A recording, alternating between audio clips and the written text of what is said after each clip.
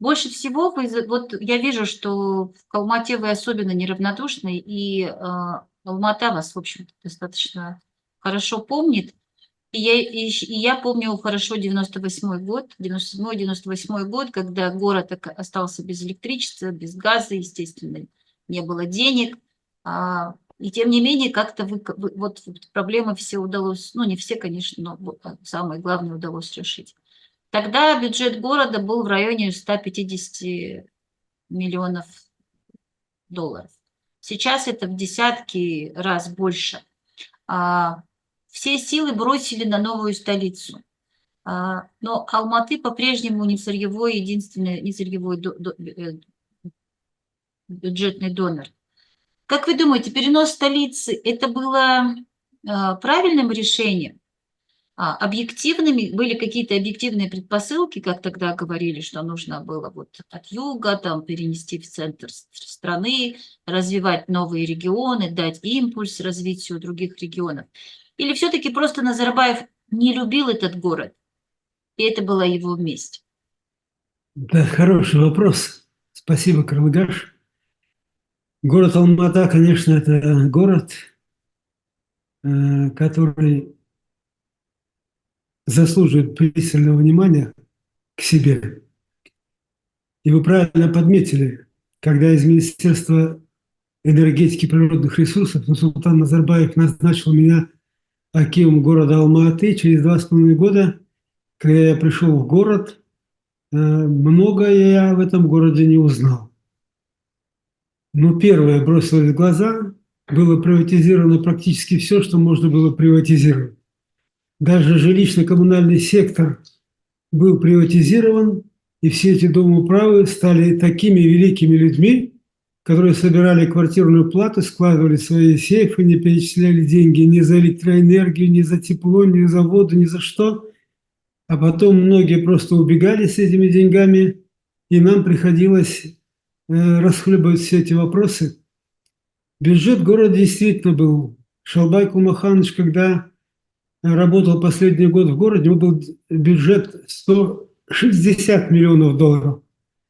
А когда пришла наша команда, бюджет нам срезали до 147. Я поехал в министерство, был тогда Павлов Александр Сергеевич министром. Я говорю, почему вы снизили? А вот мы Шалбайку Махановичу доплачивали по каким-то там постановлениям соответствующим. А действие их закончилось, вы остались вот с такими деньгами. Конечно, это была тяжелейшая ситуация. Уличное освещение горело час, максимум 1,5 часа в сутки. Несмотря на то, что темное время суток было практически до 8 часов по продолжительности, а то и больше. Не было электроэнергии, веерное отключение. Часами не было в районах города электроэнергии. Вместе с тем алматинцы рассчитывались за электроэнергию, по крайней мере, ну, процентов на 80-100% мы заставляли платить. А другие регионы не платили, а электроэнергии другой взять было негде. И, естественно, мазали на всех, отключали один район, второй, третий, пятый, десятый и так далее. Нечем было убирать улицы. Когда я пришел в город, я был поражен. Такие были мощные кучи мусора. И я запомнил, когда нашего малыша пригласили работники посольства, они ходили в одну школу на день рождения, и в пригласительном билете написали: Даниэль, доедешь вот до этой кучи мусора огромной, у этой кучи мусора повернешь направо, доедешь до другой кучи, там повернешь налево и попадешь в наш дом. Можете себе представить мое состояние, а потом, когда у нашего коллеги, секретаря Маслихата, умер отец, и мы поехали к нему на похороны, это был Алматы-1, и проехали такую огромную кучу, вот тогда я понял, что необходимо здесь трудиться, не покладая рук, и мы начали заниматься этим вопросом. Первое, конечно, доходная часть бюджета. Первое, что мы сделали, это изменили правила переоборудования первых этажей жилых зданий. Были приняты правила, запрещающие переоборудование жилых помещений в любые другие виды помещений. Мы изменили эти правила в городе Алматы, и за первые полгода, с июня месяца до декабря месяца, мы выдали 5,6 тысячи разрешений для субъектов малого и среднего бизнеса для переоборудования первых этажей жилых зданий в объекты торговли и бытового обслуживания. Началось развитие субъектов малого бизнеса. Проанализировав положение дел, в тот момент в городе Алма-Аты, это был 1997 год, было около 8 тысяч субъектов малого и среднего бизнеса зарегистрировано в городе Алма-Аты. Для такого города, конечно, это было мало.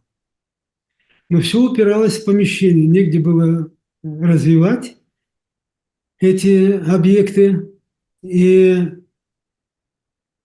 когда мы сдавали город уже следующему акиму, 147 тысяч субъектов малого и среднего бизнеса работало в городе Алма-Аты. Львиная доля бюджета поступала именно отсюда. И мы чего добились? В первую очередь, конечно же, это поступление финансовых ресурсов в бюджет. Главный бич для города Алма-Аты – это были присоединенные поселки города Алма-Аты. Это Шанараки, это Думаны, это Аксай, это Кербулак и так далее. Всего было 26 поселков присоединено к городу Алма-Аты.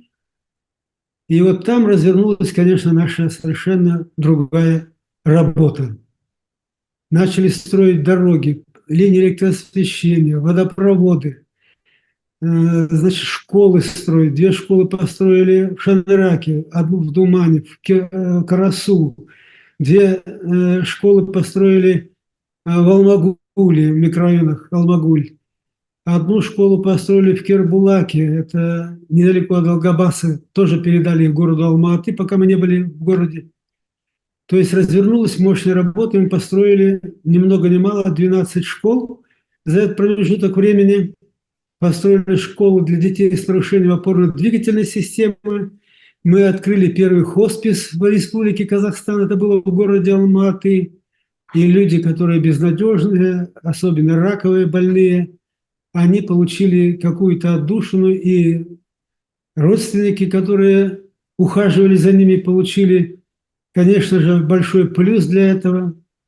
Мы открыли диагностический центр с дневным стационаром площадью 10 тысяч квадратных метров. Это было тоже важное событие. Приехал премьер-министр на открытие Ахметов. Мы построили дом-пансионат для инвалидов Отечественной войны и для ветеранов труда. Когда Назарбаев приехал в этот пансионат, он сказал жильцам: Храпунов устроил для вас здесь коммунизм. Сколько сил было потрачено на этот объект, нужно было найти деньги, построить, оборудовать, заселить, отобрать именно нуждающихся. И шла такая планомерная работа по улучшению дел. Общественный транспорт. С компанией «Шкода» мы заключили договор на производство троллейбусов в Казахстане. Мы добились того, что получили марку, всемирную марку «Made in Kazakhstan», потому что 90% изделий мы уже пускали на своих заводах. 2 завода у нас было. Первый троллейбус мы увезли в Астану на День независимости в первый год, а день города Астаны мы увезли туда первый троллейбус. Но, к сожалению, пришедший мне на смену новый руководитель данные заводы закрыл, а Байбек убрал все трамваи, а мы со «Шкодой» тоже отрабатывали строительство трамваев по технологии «Шкода» чешской.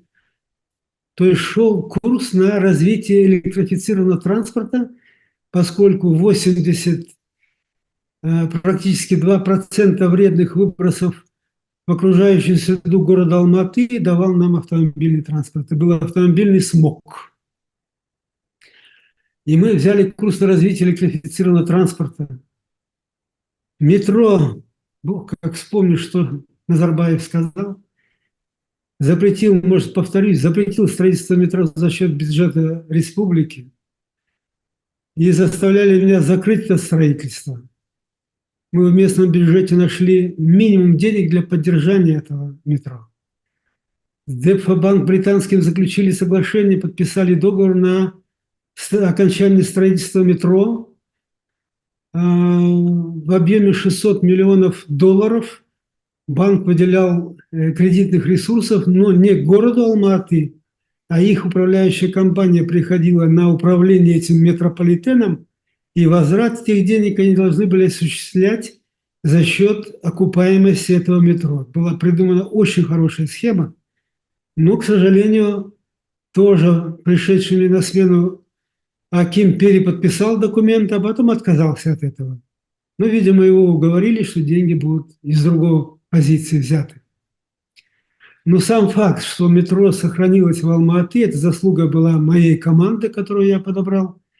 Если бы я остановил строительство, то метро бы в Алма-Аты не было и на сегодняшний день, поскольку финансирование просто-напросто прекратилось. Конечно, в этот момент, когда появилось освещение, когда появились новые объекты торговли, питания, появилась возможность уже смотреть дальше. И мы уже начали заниматься ликвидацией этих барахолок, открытие новых торговых центров, к примеру, открытие Рамстора с компанией Бутя. Нам удалось закрыть ни много ни мало 17 барахолок в городе Алма-Аты, там, где творились всякие бесчинства. За счет этого одного только торгового центра мы сократили количество этих базаров, так сказать. Ну и алматинцы, честно сказать, воспряли духом, пошло пополнение бюджета, и немаловажный фактор, хочу отметить, что в тот момент впервые в Казахстане я поехал к премьер-министру Балгинбаеву Нурлану Тебовичу, покойный, и спасибо ему, он понял меня, говорит, да, невозможно так работать. Мы с ним подписали документ о разделении бюджета. То есть то, что уходит в республику, пусть уходит, то, что положено нам, это остается нам, и вы, правительство, не имеете права на этот бюджет.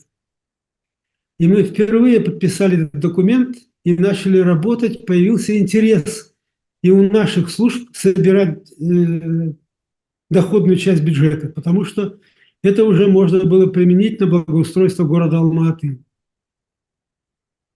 Но, к сожалению, мы в марте подписали этот документ, а в сентябре, когда Балгинбаев был в отпуске, президент дает команду еще 9 миллиардов из города Алма-Аты забрать денег на строительство Астаны.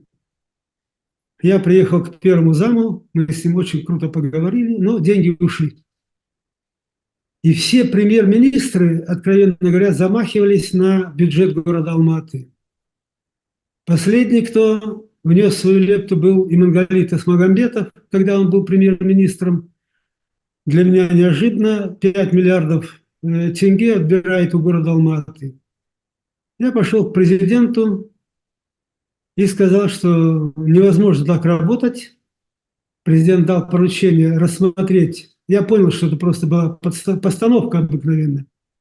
Тасмагамбетову посмотреть. Я пришел к Тасмагамбетову.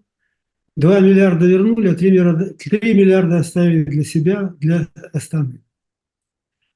Но вместе с тем мы вышли на бюджет, который стал донором для бюджета Республики Казахстан. И опять же скажу, тот же Тасмагамбетов, когда был акимом Атырауской области, звонит мне и говорит, оказывается, ты донор номер 1 для республиканского бюджета, а я со своей нефтью только на 2-м месте. То есть вы правильно подметили, что город, который не имел никаких ресурсов, и только на развитие субъектов малого и среднего бизнеса мы смогли решить вопрос и наполнить бюджет города Алма-Аты соответствующими финансовыми поступлениями. Да, мы выигрывали тоже. Мы научились работать с республикой.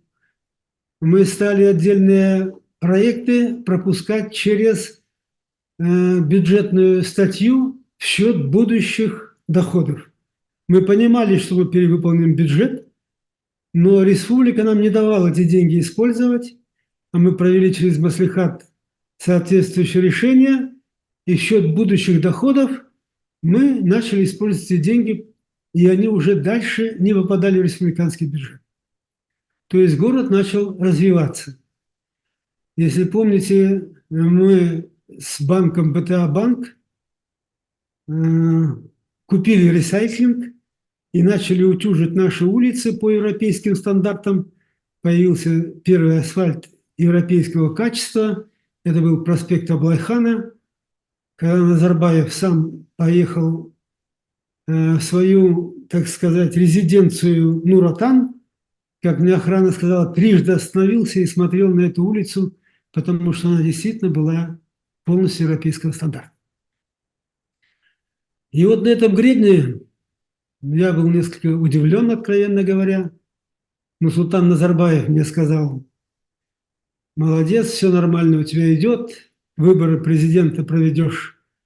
Ну, 2005 год, помните, выборы были президента. Работая в Алма-Аты, там план покажет. И вдруг 8 декабря звонит мне и говорит: Виктор, ты давно работаешь в городе, вот я решил сделать таким образом. У нас на Востоке очень тревожная ситуация, там могут завалить выборы президента, и все, вот что меня поразило, все как один в голос говорят, что только Виктор может вытащить Восточный Казахстан из этой ситуации. Я тебя решил отправить на Восток. Я сказал: на Восток я не поеду. Вам нужно место, я сейчас напишу заявление и отдам вам, все, я ухожу. Он даже обиделся: что ты так со мной разговариваешь, я тебя хочу попросить, чтобы ты оказал мне помощь, там действительно у нас тревожная ситуация. И в течение 1,5 часов он мне говорил о том, что я должен поехать на Восток. Мой главный довод, что я оттуда родом, это моя малая родина, там у меня много родственников и друзей, посыпятся жалобы о том, что я кого-то там как-то выделяю или еще что-то. Я говорю: не хочу туда ехать, не поеду. Ну вот, я говорю, 1,5 часа он меня уговаривал, и в конце концов я дал согласие. И 9 декабря, в день рождения Тасмагамбетова, он привез его в Алма-Ату, сделал ему подарок для Тасмагамбетова, ну а меня отправил на восток Казахстана. И глядя сейчас на те проекты, которые идут по городу Алма-Аты, я радуюсь от того, что это еще те, которые мы разрабатываем. Но обидно то, что он застраивает сегодня муравейниками. Муравейниками, которые не красят этот город. И в случае возникновения ситуации по землетрясению, я уверен, что там будет много жертв. Мы знаем, кто строит, как строит, почему строит. Контроль, я уверен, не тот, потому что сегодня, как сказал министр, не допускались соответствующий архитектурно-строительный контроль на эти объекты. Ну как это можно допускать, чтобы не допускали туда архитектурно-строительный контроль? Как строить? Это, конечно, поражает. Ну и город растет. Нельзя было этого делать по этому городу. Его нужно было оставить в рамках такого, я бы сказал, камерного города. Но, к сожалению, он уже утратил свои, так сказать, позиции как удобный для проживания город. На сегодня это мегаполис со своими сложностями, трудностями, как все огромные мегаполисы. Поэтому, откровенно скажу, обидно в этом плане за город. А вот скажите, правильно было, что перенесли, ну, в том числе один из аргументов был, что город растет, что он уже исчерпал пределы своего роста, поэтому нужно строить новую столицу. Вот как вы думаете, правильно, что перенесли в Астану? И сейчас некоторые говорят о том, что неплохо бы вернуть ее назад. Да, откровенно сказать, то решение о переносе столицы из Алматы в Астану я лично пережил очень тяжело. Почему тяжело? Потому что я знал хорошо город Целиноград, Акмалу. Я, ну, конечно, великолепно знал город Алмату.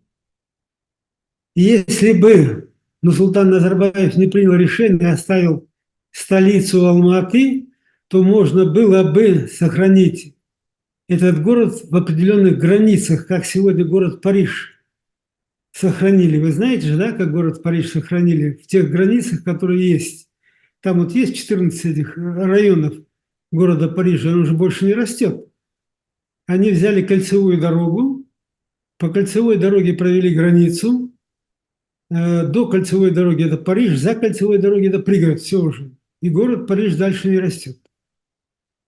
Я предложил Нурсултану Назарбаеву в самый последний мой момент, это был мой бенефис, я бы так сказал, написал ему подробное письмо, что прошу вас для города Алматы предусмотреть 47,6 тысячи гектаров земли из Алматинской области, а к этому времени мы уже трассировку сделали окружной дороги вокруг города Алматы, 140 километров протяженности. И я сказал, от этой дороги и до города отдайте эти земли мне, городу Алматы. А там мы уже сделали детальную планировку генплана, и там должны были появиться у нас дубовая роща, березовая, кленовая, сосновая, рябиновая. И так на всем протяжении до границы города Алматы мы хотели засадить соответствующими деревьями. И я ему привел в порядок, говорю, вот так же, как парк 21 век на Наваи и Аль-Фараби, мы его создали, вот такие же зеленые зоны мы создадим вокруг города Алматы. Но, к сожалению, область тогда дала отказ, а когда Исимов сам стал акимом города Алматы, то 26 тысяч гектаров земли все-таки передали городу Алматы. Но, честно говоря, не знаю, для каких целей на сегодня это была земля передана и как она сегодня используется. Я думаю, что самый такой выгодный бизнес, который дает большую прибыль, это строительство жилья. Именно в городе Алматы это очень привлекательно. Я думаю, что эта земля пошла большей части для строительства вот таких жилых микрорайонов, муравейников, как я их называю сам. Я думаю, что в этой ситуации вернуть назад столицу Казахстана в город Алматы, это было бы неправильно. Почему? Потому что возврат функции столицы Казахстана для города Алматы это было бы дополнительным ухудшением положения дел. Но сегодня, после того, как город Астана так разросся, и глядя на, откровенно говоря, не совсем хороший вкус того, кто проектировал этот город Астану, назрел вопрос о строительстве нового административного центра столицы Казахстана и в более умеренной зоне климата Казахстана. А Потому что, какой потому регион вы что какой регион вы имеете в виду? Это очень интересно. Просто. ну, я бы подумал, Алматинская, Талдыкурганская область, где-то в этом районе, Мгм. поскольку все-таки там более мягче климат. Ведь посмотрите, Нурсултан Назарбаев, когда планировал столицу Казахстана, он же предусматривал первые этажи зданий все соединить крытыми до уровня второго этажа соответствующими помещениями.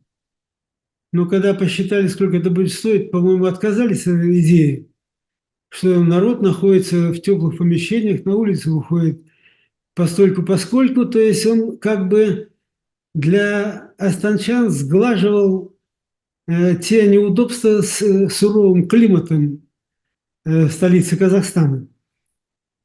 Но я думаю, что посмотреть можно было бы, это мое так вот предложение, о строительстве нового административного центра, который бы был столицей Казахстана. То есть между Алматой и Талдыкурганом. Ну, где-то я бы сказал, может быть, не в сторону Талдыкургана, хотя можно и туда. Природа там прекрасна. Семиречье, Жетысу.